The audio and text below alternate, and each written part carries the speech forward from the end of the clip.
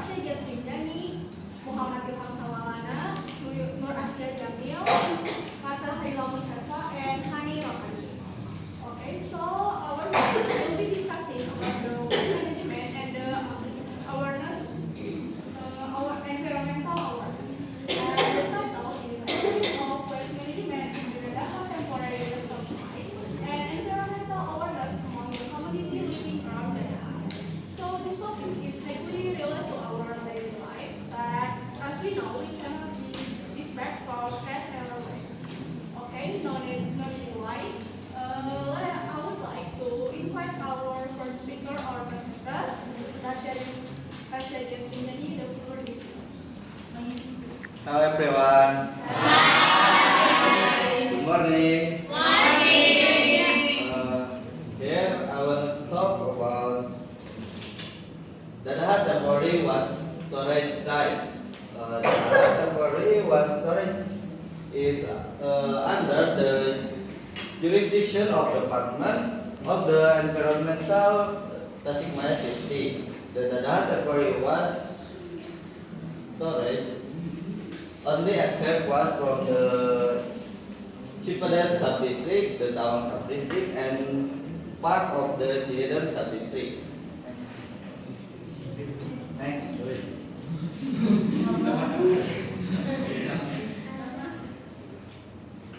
The next is waste transportation process. Collection stage, door-to-door system.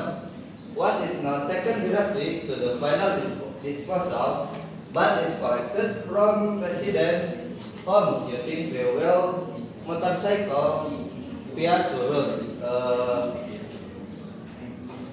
The route one is community route, managed by RT, RW, Karang Taruna, or local waste bank. The second route is government route, official from the environmental agency makes round to collect waste.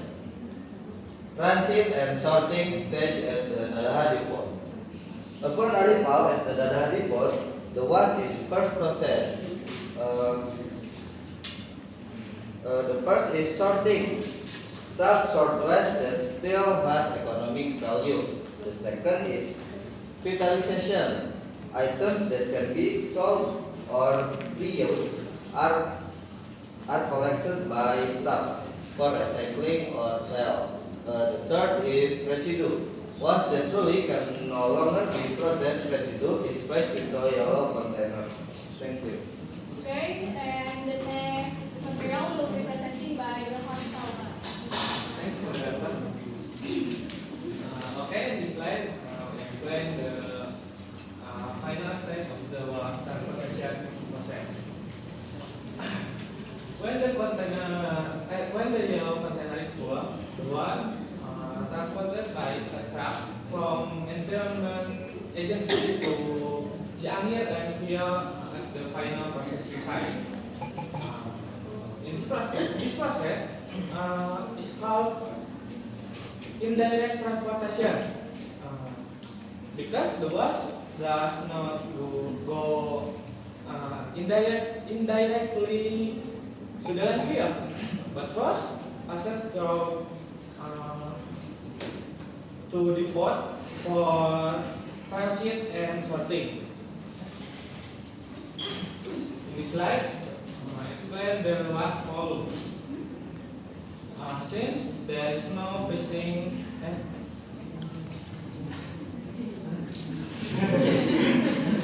since there is no precise data, the volume is estimated based on population using the SNE standard, which is 0.47 kg per day per person.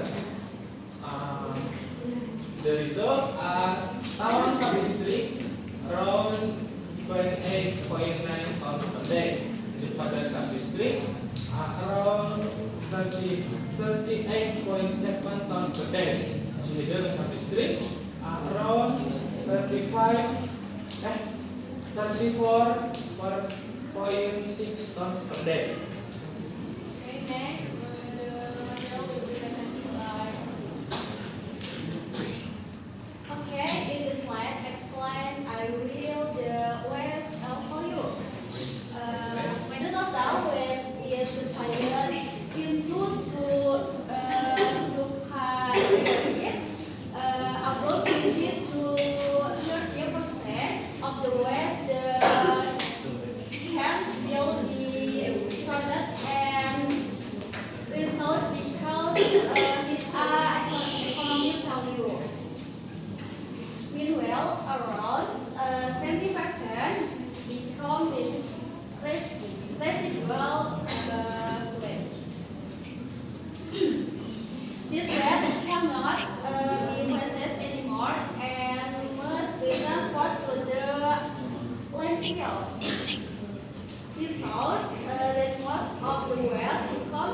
second one problem.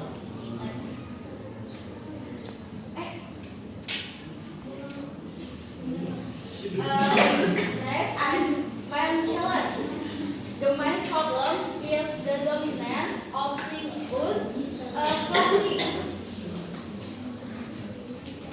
So, styrofoam, plastic bags, and small plastic packaging.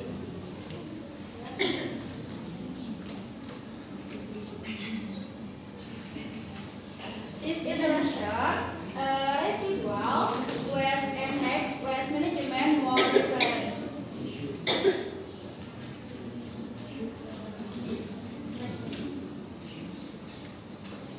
Miss, sorry, NPKN 2014 Next, in this slide, we explain waste sorting.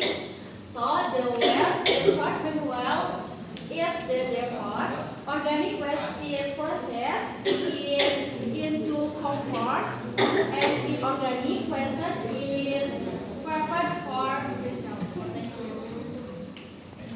Masuk aja. Okay, and the next material will be presented by myself. Okay, I will explain about human resource and availability of facilities and infrastructure for waste management. First, I will discuss about human resource or labor. The task distribution system at the Data TPS involves several roles. Although the daily number of personnel, particularly casual work, frequently changes. Broadly speaking, the structure is as follows. First, supervisor one person. A civil servant is assigned directly by the department to oversee depot operation. Second, truck or three wheel drivers, 15 people, responsible for mobile collection, traveling around to pick up waste from residential areas and transport it to the TPS. Next, depot operator or sorter, 3 to 5 on standby. These are daily casual workers of subcontractors whose sole duty is to remain on site to sort newly arrived waste. Next, I will explain discuss about condition of facilities and infrastructure, equipment and vehicle. The condition of facilities and work equipment at the Data TPS is currently very limited and relies heavily on manual labor. First, collection vehicle. Rally on trucks, motorized rickshaw on three-wheeled motorcycles to collect waste directly from the source or door to door. Second, containers. Standard containers, as mentioned earlier, yellow in color, are used as the final storage for residual waste before being hauled away by DLH trucks. Next, 100% manual work system.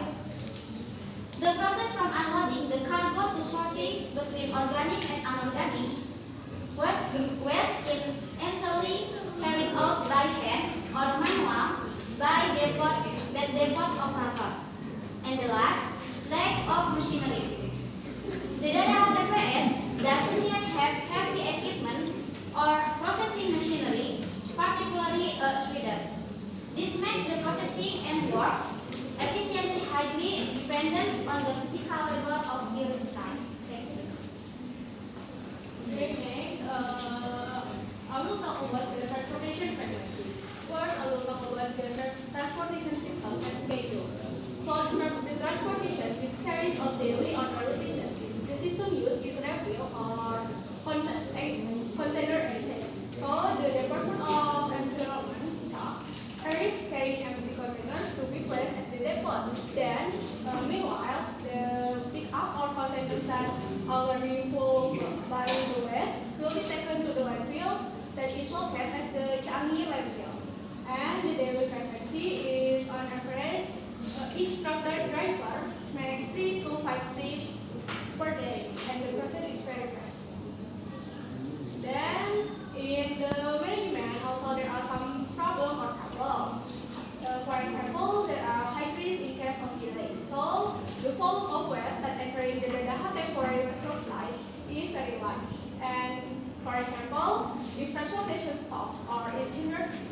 for international way.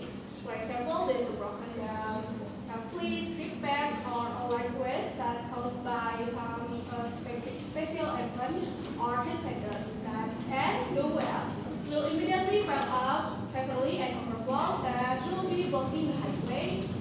And then overview of the load capacity. To illustrate the high volume of the well, the 3 to 5 days per day made by this container is equivalent to transporting the load approximately 15 to 25 German trucks per day. Next, will be presented by Hani. Okay, in this final section, I will explain the final reality awareness based on environmental condition in around the area. Okay, for first, the waste condition in this area is fluctuating. On weekdays, the environment tends to be relatively clean.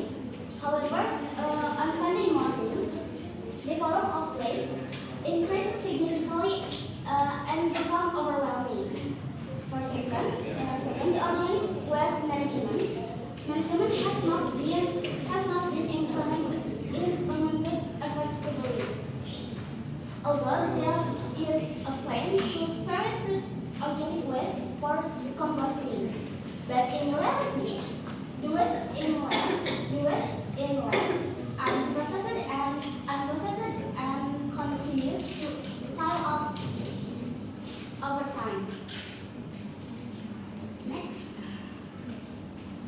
the issues is also related to behavior and social awareness.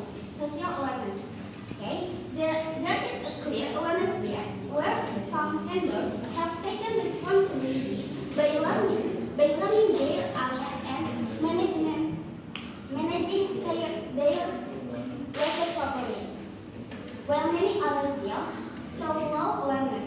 In addition, there is so-called ticket issues. So some vendors assume that paying the segregation fee means they are no longer responsibility for maintaining cleanliness. Lastly, there is a potential for a social conflict. In practice, it is difficult for confront individuals from who leaders, as it may lead to uncomfortable situation or discourse. In solution, the waste problem in DBH is not only the matter of environmental condition or management system, but also strongly influenced by public awareness and social behavior. Thank you. Okay, there are some documentation with the secret that we do for research the information. The first is the officer Department of Environmental in Kampung City, John, and the second is the plan of the Deraha temporary website, and the last is how far around Deraha. Okay, all the material has been